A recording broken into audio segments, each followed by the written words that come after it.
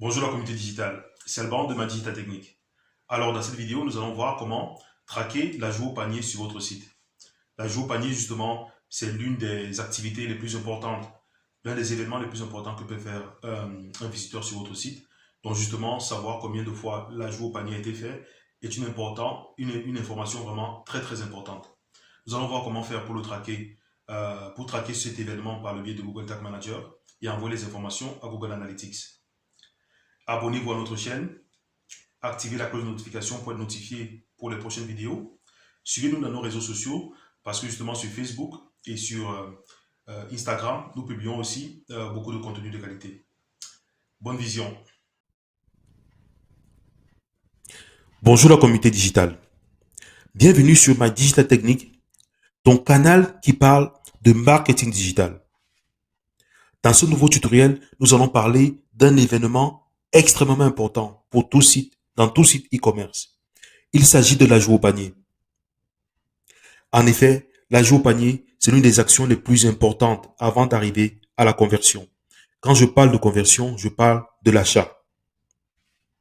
Nous allons voir comment faire de telle sorte que sur votre site, à chaque fois qu'un utilisateur clique sur un produit pour l'ajouter dans son panier, l'information soit envoyée sur Google Analytics afin que vous puissiez avoir un rapport du nombre de personnes qui font l'ajout au panier, par exemple, chaque jour sur votre site. Nous allons configurer cet événement justement par Google Tag Manager. On y va. Alors, sur Google Tag Manager, afin de créer un tag, nous avons besoin de trois éléments. Nous avons besoin d'une balise, d'un déclencheur et d'une variable.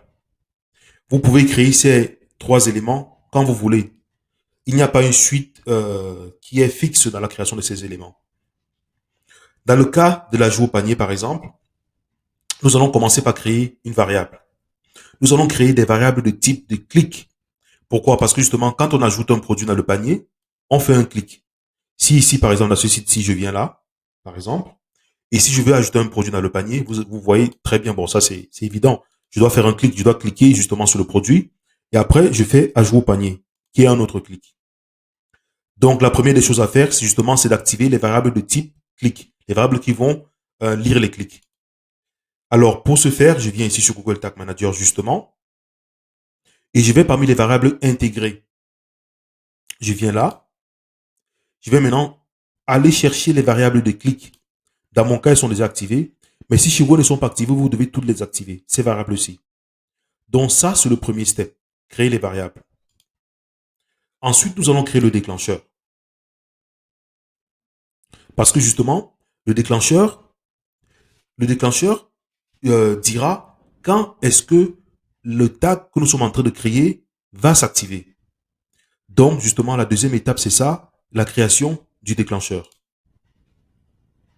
Alors, pour ce faire, nous venons justement ici sur déclencheur. Nous allons sur nouveau déclencheur.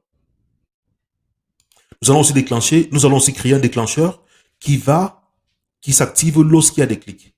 Donc, nous venons ici sur déclencheur, nous cherchons clic, nous cherchons justement le clic sur tous les éléments. Pour le moment, nous allons le laisser comme ça, dans un premier temps. Parce que nous allons le laisser comme ça, pourquoi? Parce que ce déclencheur-ci va s'activer à chaque fois qu'on clique sur un élément. Et nous allons voir ce qui se passe justement quand on clique sur la joue au panier. Et nous viendrons ici, dans un deuxième moment, pour dire que ne t'active pas sur tous les clics, mais active-toi uniquement sur les clics qui sont liés lorsqu'on clique sur ajouter au panier. Mais pour le moment, nous le laissons comme ça. Donc, déclencheur, tous les clics. Nous allons l'appeler comme ça.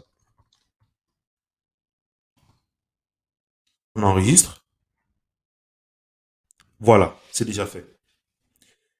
À présent, nous allons prévisualiser notre site. C'est-à-dire que nous allons aller justement sur notre site, commencer à cliquer sur ajouter au panier pour voir ce qui se passe.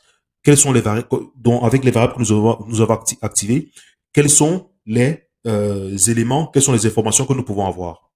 Donc nous venons ici pour prévisualiser le site. Nous allons sur prévisualiser.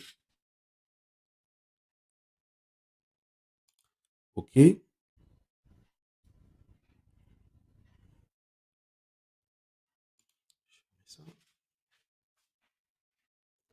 Voilà, le site se charge. OK. Donc, il est toujours important qu'ici, ça soit bien marqué connecté, que le site est bien connecté. Voilà. Donc, nous venons ici justement sur le tag assistant, parce que justement, c'est le tag assistant qui, voilà, qui voit tout ce qui se passe pendant notre session sur le site.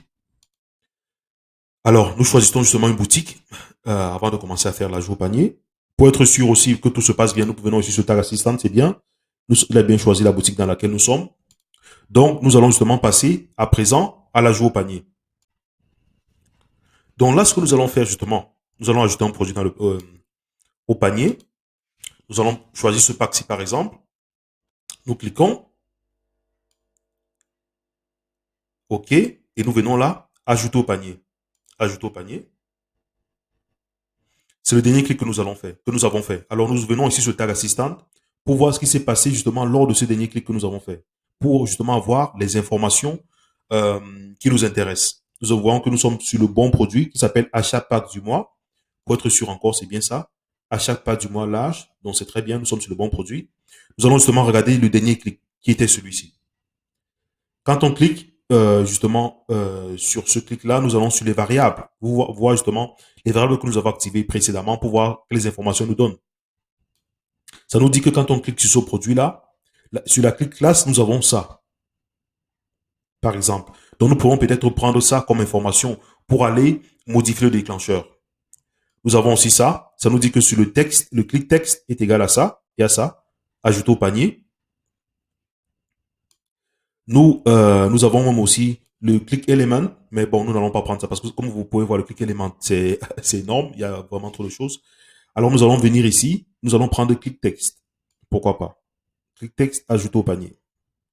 Nous copions. Ce que nous allons faire, c'est que nous allons rentrer justement sur notre déclencheur. Parce que le déclencheur s'activait sur tous les clics. Nous allons dire que non, tu t'actives plus sur tous les clics. Tu vas t'activer uniquement lorsque le click texte contient ça. Ajouter au panier. Donc là, nous avons modifié justement le déclencheur. Donc, ce déclencheur-ci va s'activer uniquement lorsque le clic texte contient ajouter au panier. Donc, nous allons venir changer aussi ici le nom du déclencheur. Nous allons dire déclencheur ajout au panier. Et je vais mettre GA comme Google Analytics. Bon, je mets GA. Je mets ça aussi. Je vais mettre ça en Analytics parce que bon, ça c'est la version de Google Analytics que nous utilisons. Donc, déclencheur ajout au panier Google Analytics. Je l'enregistre. OK. Maintenant, il nous manque, vu que nous avons déjà créé la variable de déclencheur, maintenant ce qu'il nous faut, c'est la balise en elle-même. La balise, c'est quoi? La balise, c'est justement où l'information sera envoyée. Google Tag Manager a un catalogue de balises. Il y a plusieurs balises qui sont déjà insérées dans Google Tag Manager. Vous voyez toutes ces balises aussi. Justement, comme nous voulons utiliser Google Analytics et nous utilisons l'US Analytics, donc nous allons choisir cette balise aussi. Mais comme vous pouvez voir, il y en a plein d'autres. Il y a dans le catalogue de Google Tag Manager, justement, il y a énormément de balises. Donc, nous avons choisi ça, Google Analytics, Universal Analytics. Et il s'agit d'un événement. Donc, nous venons là sur événement. Nous allons dire que c'est quoi? C'est un clic. Nous allons dire que c'est un ajout au panier.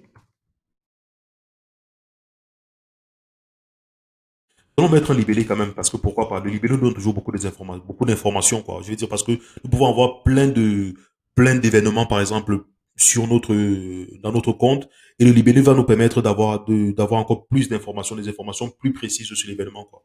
Donc, je vais mettre ajout au panier.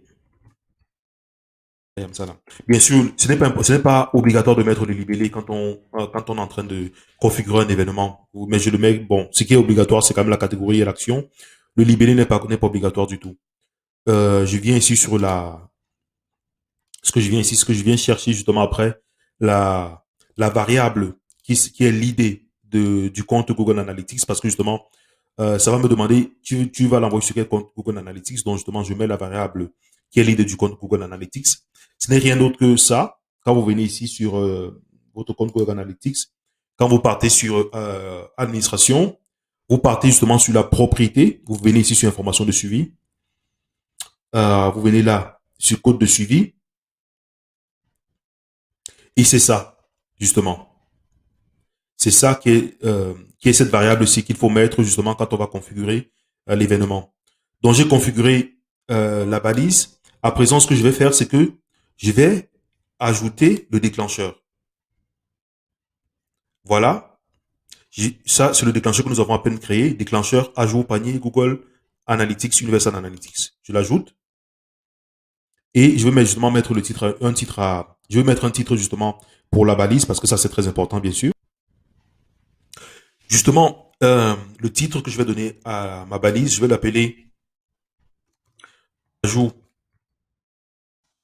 au panier Google. C'est vrai que cette fois-ci, bon, j'ai tout écrit. Bon, moi. Alors, ajout au panier Google Analytics. OK, nous sommes bons. Je l'enregistre. Et maintenant, nous allons passer à la phase de test, qui est la phase la plus importante. Donc, pourquoi pas, je vais encore fermer tout ça et je vais tout relancer. Je vais relancer je vais prévisualiser le site à nouveau et je vais voir justement si tout ce que nous avons fait fonctionne bien. Donc, je vais prévisualiser le site. Justement, nous allons faire un ajout au panier, voir si justement, en temps réel, l'information est envoyée à Google, à Google Analytics. Alors, très bien, nous sommes sur notre site. La assistant est en train de se connecter. C'est un peu lent, ma foi, mais bon. OK, voilà. Nous sommes sur notre site. Nous choisissons bien sûr la boutique. Et nous allons faire notre ajout au panier. Je vais choisir ça, cet ananas. Pourquoi pas? L'ananas, c'est très bon, j'aime beaucoup l'ananas. Donc voilà, je fais ajout au panier. Je vais déjà ici sur le tag assistant pour voir ce qui s'est passé lors de ce clic. J'étais sur l'ananas et le clic sur l'ananas.